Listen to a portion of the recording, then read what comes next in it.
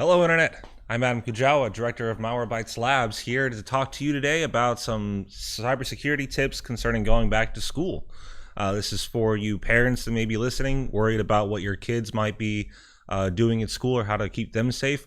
Or if you happen to be someone who's still in school, then please listen up and you'll hear some good tips.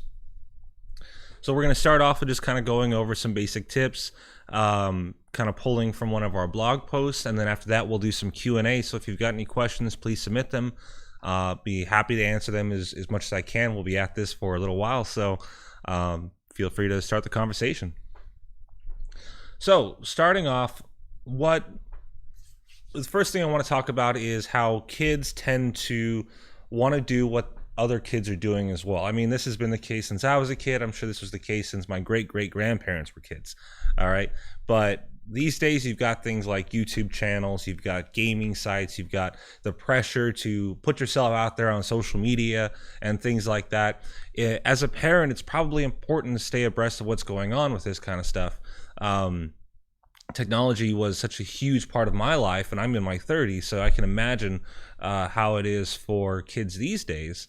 And you should be aware, what are the big games coming out that your kids want to play? What is it that they want to do on YouTube, et cetera, et cetera. And we'll go more into stuff like that, into video publishing and social media and the dangers surrounding it. Excuse me. The next thing I want to talk about was taking kind of a timeout from using the devices or from playing games or for whatever it is they do. Now, it's kind of a surprise coming from me. If anyone knows me, I spent the majority of my childhood in front of a monitor, and I'm fine. But the reality is that you need to have some out time. You need to be able to get away from it. And personally, if you want any reason to stop playing a game for a little while, in my experience, the more you play a game, the less fun it becomes. It becomes a job, it becomes something you just have to do. So instead of basically either if you're a kid who says, I just have to play my game all the time, no, you really don't, man. Take a break. You'll probably be better at it after you come back. If you're a parent and you're trying to tell your kids, hey, you can only play this game or do whatever for an hour, and they're yelling at you or whatever, make it a reward. Make it a thing that they get for doing well. I'm sure they have chores. I'm sure they have homework that needs to be done. Reward them with some playtime, with some, extra, online currency, I guess, for the game if they do very well. Things like that. I mean, getting involved in what your kids are really passionate about. And these days, a lot of that surrounds certain video games. It's important. It's important to them. It's important for you to understand what they're on about, what they're doing, and try to promote a healthy relationship with games and with computing and things like that, by having them understand that there is a good reason to not be playing it constantly. Next thing I wanted to talk about was basically personal information. So I'm sure you've heard all this before many times, but try to refrain from posting any personal information online, even in your social media accounts or something like that, on your YouTube page, etc. You need to look around and make sure that you're not posting a photo that has your address in the background, or a bill, or some other, your phone number, some other identifiable information that could be used to track you down or potentially hurt you, by anything from as mild as just a school bully to as bad as a child predator. So you need to watch out for that kind of stuff. If you're a kid, you know what to do. I mean, obviously the intent is to go out there and be like everyone else, and do what everyone else does. But the reality is that you're just putting yourself out there to be hurt. All right. Besides, I mean, people like it when you're a little more mysterious, right? So for parents, keep an eye on not only what your kids are posting, and yeah, I know it's an invasion of privacy, but honestly, at the same time, they're putting it on the internet, which is available to anybody. So don't feel bad about checking on your kids' social media and making sure they're not posting your address on there. Alternatively, even if your kids do follow the basic tactics of making sure that they're staying secure by not posting their class schedule on Facebook or something, look at the kids who go to class with your student.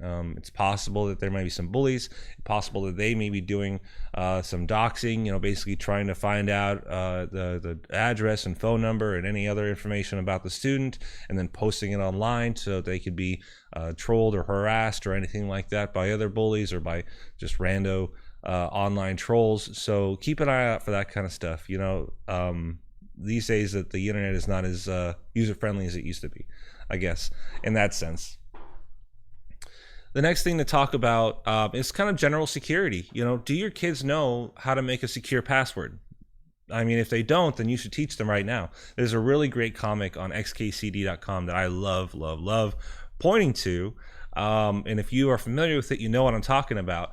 But it basically tells you how to make a secure password. Okay, you could take, a 7-character word and then add special characters and numbers, and that's really not as secure as it could be, and it's a lot harder to remember. If you create a passphrase, something that's like 5 or 6 words with spaces if possible, and then some numbers and some extra, special characters in there, it could become something that you would easily remember, that you wouldn't have a hard time reciting, but at the same time makes the password itself so much more secure that it's so much harder to break. Okay, so make sure your kids know that. Your passwords don't have to be some garbled combination of letters, numbers, and special characters that's impossible to remember, so you have to write it on a sticky note and put it on your monitor. You don't have to do that. Just a phrase, something you're used to. Maybe a lyric from your favorite cartoon theme. I mean, I've done that before. So, in addition to just general password security and sharing information security, physical security when it comes to what connections to connect to and how to secure your laptop, that's kind of where we're going to go to next. So if your school has like a public Wi-Fi or something, or or your kids' laptops have an automatic join function, or the phones do too, you may want to disable that, especially if there's for generic routers like Linksys, or for ATT Wi-Fi or Xfinity or anything like that. It's easy for a cyber criminal to set up a fake access point and basically pretend to be a network, and then your kids connect to it automatically, and then all kinds of bad stuff happens. All right, but regardless, you should teach your kids about what does it look like to have someone who's trying to do what we call basically a honeypot kind of thing, where they've got this particular network up in school or nearby, I don't know, and the kids connect to it, and then their information is stolen using a man-in-the-middle attack, or they're rerouted to something that may download and install malicious software on the system. So there's lots of things that could happen. So make sure that your kids are aware of the dangers of public Wi-Fi and how to spot a potentially fake access point. And sometimes these are really hard. Sometimes it's as simple as, connect here for free internet. Like, I wouldn't trust that. I don't know about you, especially if I was somewhere like in Vegas or even somewhere where it didn't belong, like at school. But even if you see multiple networks, you might see 2 that say school Wi-Fi, and then wait, which one's the correct one and which one's the bad guy? So make sure your kids are aware of that kind of stuff, and talk to them about connecting to unknown networks. I mean, it's just like talking to strangers, really. If you don't trust the network, if you don't know it, then maybe you should be pretty cautious around it, and find someone who does know the network and can speak for it, and at least confirm, like a teacher or something like that. As far as laptop and computer security goes, I mean, we want people to run security software, obviously, and you should download and run it on your kids' laptops, on your home systems, anything like that. Keep it all safe at home. When it comes to connecting to other networks at school or taking it out there, a lot of things could happen beyond just malware infection. You could lose it. You could have your physical security compromised by some kid who thinks he's some mild amateur hacker, plugs in a USB, and then infects your kid's laptop with a rat or some other type of spyware and uses that for nefarious purposes. Who knows? Or even just trolling. So you want to do things like make sure that there's a strong password on the laptop, similar to what we talked about before. Use multiple words and use a phrase if you can. It also comes to using the encryption feature. A lot of modern laptops, a lot of modern operating systems have the ability to encrypt the hard drive without, so making it possible for the user to get to their files, but making it difficult for someone who can't break into the account to extract the files from the hard drive. So that is a good idea in my opinion. There are other things you could do. There are hardware locks you could put on laptops that already exist out there. Just a little thing you plug into it and suddenly it'll run. You take it out, put it on your keychain, it won't run anymore. And then there's the basic kind of monitoring software, parental monitoring software, which I'm not going to really get into. But we have a blog post about it, about having the conversation with your kid. Hey, I want to put the software on your computer. It's not meant to spy on you all the time. It's meant to keep you safe. And of course, they're going to think otherwise. And I mean, I can only imagine how difficult this conversation would be with a parent to a kid. But for me to a camera, it's pretty easy. Next to talk about is the social networks at school. And apparently, and this wasn't around when I was in school, but some schools have their own social networks. Excuse me. Or groups or things like that, where students, I guess, can share information and be social and things like that. Keep in mind, this is just as bad as Facebook or Twitter or anything else. And not necessarily bad, but just as it creates an opportunity for someone to steal your personal information. So your kids should also be aware that even these kind of social networks that seem like they're more secure than the regular one, and they may or may not be, who knows, are still not a good place to go posting, pictures that are going to be, used to compromise your identity or compromise your location or something like that. What else? So we talked about how to protect yourself from malware. Just in general security when it comes to teaching kids about what certain malware attacks look like. I mean, if your kid sees a ransomware attack, what does that look like? What are they supposed to do? Have you talked to your kids about that? Are they going to try to use their own Bitcoin? I mean, do they have Bitcoin? I don't know. But what about different types of attacks? What about an attack that puts pornography on the system or something like that? You need to have this conversation with your kids and let them know that that despite everything, they need to communicate with you if there's something wrong with their computer, and they need to stop using it immediately if they're suspicious of someone compromising it, because someone could be spying on your kid right now, for all you know. I don't like to freak people out, but that's really the reality of it. So that is kind of the big stuff that we talked about. Monitoring software, security stuff, good passwords, make sure you back up, staying off of unprotected networks or unfamiliar networks. And then, of course, the social media aspect, taking a little bit of time away from the computer if you can, and trying to really enrich the experience, in my opinion.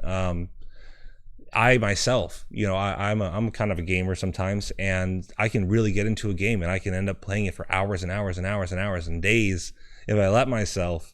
But then after the first couple hours, I'm like, wow, this is terrible. I don't want to play this anymore, but I have to because I need that level, or I need that item, or I need to get that new dance or something like that. But if you limit yourself to just 2 hours a day, or say, look, I'm going to knock out the chores, I'm going to knock out my homework, and then my parents have agreed that they'll let me play games for the rest of the night till I go to bed, man, what a great night that's going to be.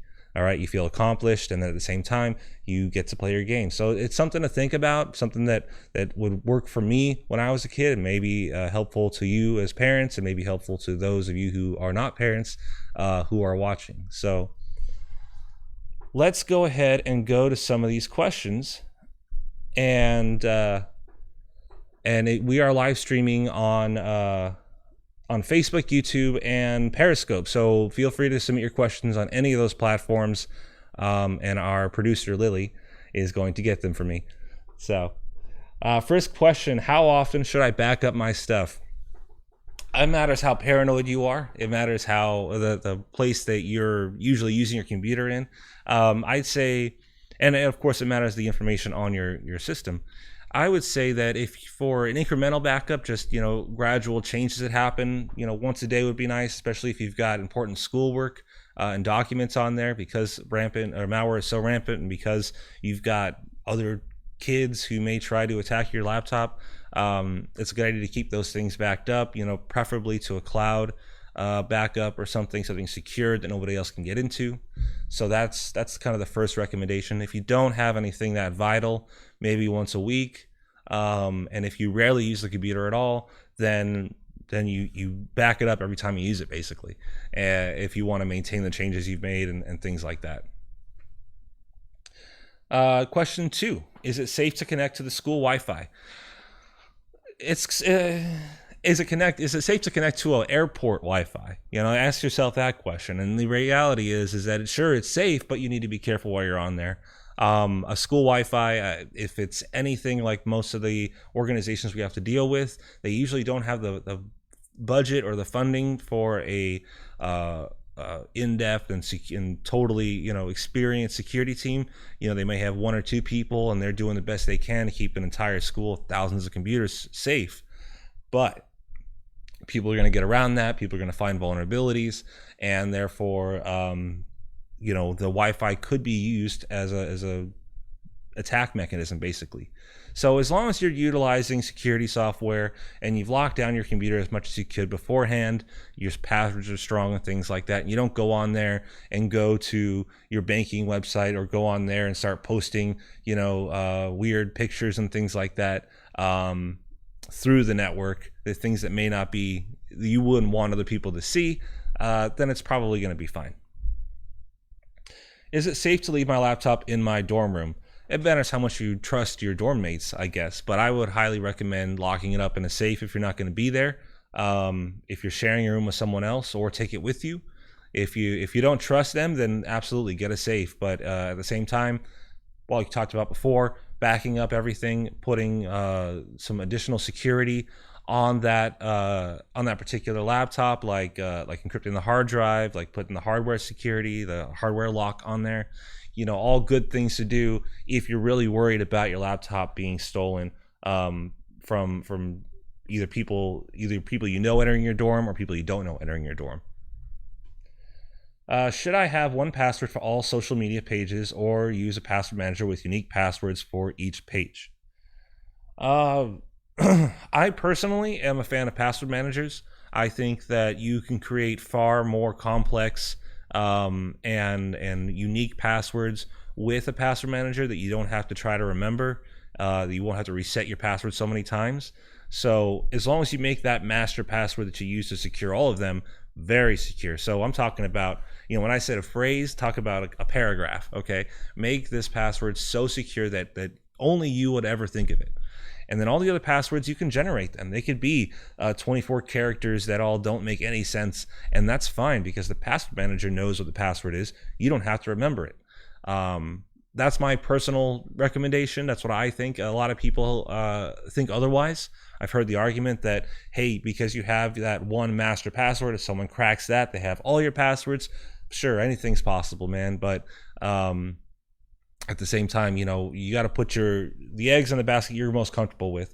And in my opinion, not trying to remember 15 to 20 different passwords, all incredibly complex at the same time, is probably a better solution to just have them with one password, and that's all you have to do. Next question, what steps can I take to storing my laptop securely? Well, I've kind of already answered this question a few times in a few different ways, but I always recommend a safe, especially if you're in a hotel or something. Use that safe they've got in there. You can set the number to lock it, and if someone manages to break into it, then you can go to the hotel. But leaving it on your bed or leaving it, in your bag, if when you leave the room, maybe not the best idea in the world. You could also do something like put a biometric scanner, on your laptop and scan your fingerprint or something like that. You could hide it in some saw-like trap where the only way to get into it is to, press the right series of buttons. You press the wrong one, and it kills you or something. That's the best way to secure things. That's how I do it. So, moving on. Are schools and students a big target for cyber criminals? Yes.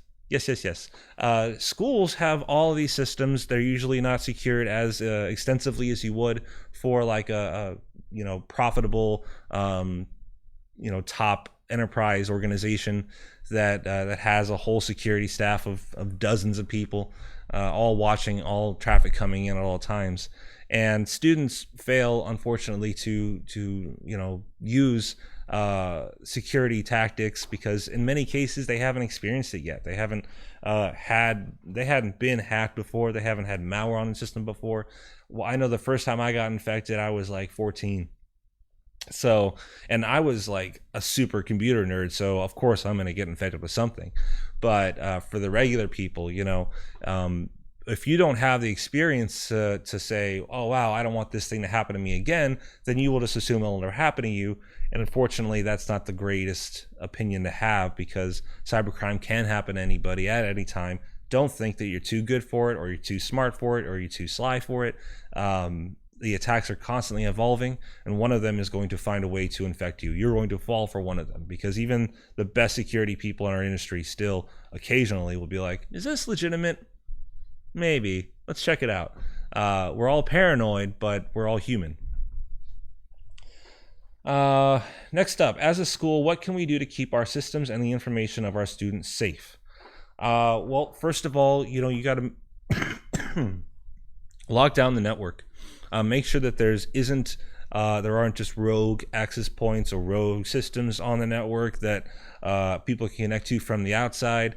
If you're going to have internet available on your school network, then you have to really lock down the other ports so that nobody else could use those systems to launch like a backdoor malware. Even in the case of games, I mean, I don't think it's something I would regularly see to have someone playing a popular video game on a school computer. I could be wrong, but you can usually lock down the ports that game would use or any other games would use so that they can't be used. I mean, you can't utilize that game on the system, and therefore other types of software that may be installed or will have a difficult time getting through. Next up, you're going to want to make sure that you lock down these endpoints. Don't give everyone admin rights. Give everyone the least amount of rights they need. And then move on. Otherwise, someone could try to install something manually or automatically, and if they have the right permissions on the network, then they can get in and it can spread like wildfire. But as far as keeping security or the information safe, keep it all encrypted. Back it up to a secure database or file server or something like that uses multi-form authentication if you can. Keep that information out of the hands of the bad guys, and that's not that difficult to do. It may increase accessibility a little bit if you don't currently have it, but at the same time, the chances, or rather the detriment of having to wait a few more seconds to get access to your file because it's decrypting it for you outweighs losing all your student files to cyber criminals who then steal their parents' identity or something. Question 8. Do you suggest excuse me. Do you suggest school administrators use MBAM corporate or enterprise? Yeah. I mean, of course. That's a weird question for me to answer. But I mean, yeah, pushing our own product at the same time, I think that our product's amazing. You can really do a lot of good things with our enterprise product as far as using our kind of a remote console. It allows you to control all of the endpoints in your school or in your network from one central point, run a scan, remove things, etc., etc. The capabilities of that product gets better and better every year, so I highly recommend it. Any tips for social media security? Yeah, delete your social media. It's a fad. Okay, it's not going to be around again in the next 10 years. No. Social media is unfortunately here to stay. I think because it kind of started when I was in high school myself, and it's been going ever since. Friendster, MySpace, Facebook, Twitter, etc., etc. There's things that I don't even know how to use anymore because of just how fast the evolution of this technology has come. But the best way to stay safe on Facebook is to make sure, any social media, make sure you lock down who can see your information. I mean, everything should be on private unless they are a friend that you added personally. Okay, don't have it so you can add friends of friends, or that your friends of friends of friends can see your pictures, or everyone can see your pictures, because I mean, first of all, those things are private. They're yours and they're for you and your friends. Second, there could be information that could be derived from those images excuse me, there's a lot of stuff in the air around here in Northern California, folks. They could derive some information or intelligence from those images or from the status updates or whatever you put out there that could compromise your physical security if you're not careful. Trolls and bullies and things like that could use stuff you post for ammo, so be careful about that. Just think about it, okay? That's something that I hear about a lot today, is that people just post. They don't think. Stop posting, get your hand off the phone, put it down, think about what you're going to write for a second, think about who it could affect, think about who it could hurt, think about what it could do to your image, and then go ahead and post it if it's still good. I mean, that's just the best advice that apparently a lot of people have unfortunately forgotten. So, question 10, any tips for using public school devices such as library computers? Yeah, with computers like that, only save things that you're supposed to save, Back when I was in school, we had, like one, each of us had one like Apple II, and there was folders on it for every single student. And you go in there and you have to drop your assignment in there, or the instructions were in there, and they were, locked down moderately, so that you couldn't just steal other people's things. But regardless, I'm sure that a lot of libraries at school and other places still have computers that kids could use for free, and every classroom probably does as well. So don't do anything personal on those systems. Don't update your status on Facebook. Don't go and check your bank account information. Don't log into your you can log in your email, it should be secure and fine, but regardless, it's probably better not to. If you can do it from your phone, then do it from your phone. The reason you're using a library computer is probably because of research purposes, so just keep it to that. Schoolwork, research, get off of there, go home, use your own laptop, do whatever you want. Should schools offer security awareness training for staff and students? I absolutely believe that should happen. Education is one of the most important aspects to fighting cybercrime. And not just, and I mean, for those of you that have been following, me and Malwarebytes, and for what we've been talking about a lot, you'll know that I've said this so many times. But for everyone else, some of the most effective attacks when it comes to cybercrime don't require the user, or don't require exploitation of the system. It's exploitation of the user, what we call social engineering. You get an email that says, hey, this is a PDF that's important for you. You should open up and read it. And they do something depending on your particular situation. It could be, there's a package waiting for you. Here's the slip. There's a problem with your bank. Here's a statement. Here's the pay raise for next year, And then inside of that particular document or whatever, the email itself is the malware, which is now completely circumvented your security efforts on and keeping stuff off your network, because a user just didn't know how to recognize a malicious email. So you need to make sure that students and staff are educated on how to not just use the computers, but how to keep them safe, how to lock them at the end of the day, how to create strong passwords, how to avoid places that look sketchy, how to set up their computer so that they can go to websites they may not trust, but in a safe way. I mean, all these things are possible, all these things are simple, and I'm sure that a lot of students probably already know them, but they're not teaching it in school, from what I understand, and that's a problem. So if you're out there and you run a school and what they're going to be teaching, then you should definitely add a cybersecurity safety program. I think it would be very beneficial. And you know what? It shouldn't even be an elective. It should just be part of what you do in homeroom. Just every day, here's a tip on cybersecurity. There you go. Moving on. Should schools have an incident response plan in place? Absolutely. Any organization that is large enough to really be hit by a cyber attack or any sort of attack, and it would compromise, information or the liveliness of any students or faculty, needs to have some sort of plan in place if and when an attack occurs. This is to, first of all, reduce the spread of the attack. All right, if you can identify quickly which endpoint has been infected, then you can go in there and say, all right, close this one down, lock it off from the rest of the network, make sure it hasn't spread, because a lot of malware out there can spread unilaterally through networks utilizing various exploits or even physically. And And so you want to make sure that that kind of thing is locked down. You want to make sure that you know which kind of data to make sure is secure and safe.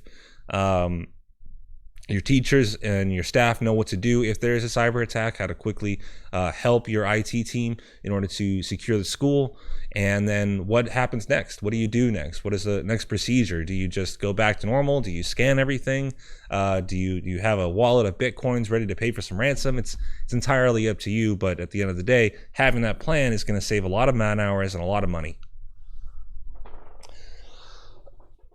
What is the biggest cyber threat to critical infrastructure? That is a weird question that's kind of outside the scope of what we're talking about here. But thanks a lot, Lily. Appreciate that. As far as critical infrastructure for a school goes, I mean, any sort of malware can attack a school. And we've seen ransomware attacks. We've seen spyware attacks. We've seen Baker Trojans being installed. We've seen Bitcoin miners being installed. So it's really all open up there. If you're talking about critical infrastructure in the sense of like the Department of Energy, of like nuclear reactors and stuff like that, the biggest danger is honestly APT, state-sponsored malware. And I only say that because we've seen it happen so many different times in different countries. In Iran, in the US, in other places, cyber criminals are constantly trying to break into these organizations.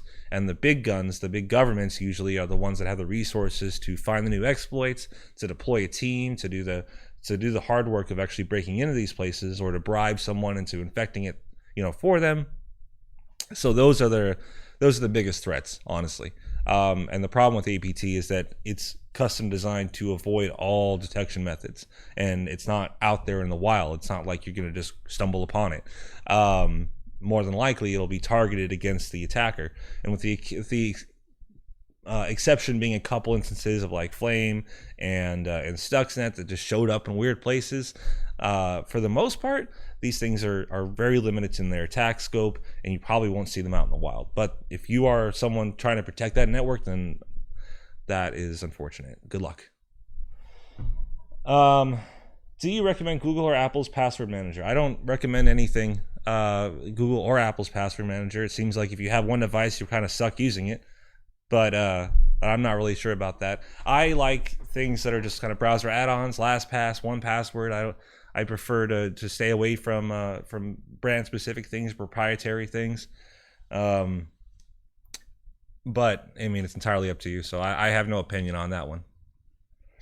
So this is the final question. I know that we've kind of been going really quick here, and maybe I'll answer this one very slowly. So along with Malwarebytes, do you recommend running additional security software? Yeah, I mean, it depends, really. If you're a home user, then you can run ad blockers, in your browser. If you want to have Windows Defender running in the background, it's free. It's decent, it's not a bad AV for a lot of the really old stuff. It catches that kind of stuff, along with using Malwarebytes or something very similar.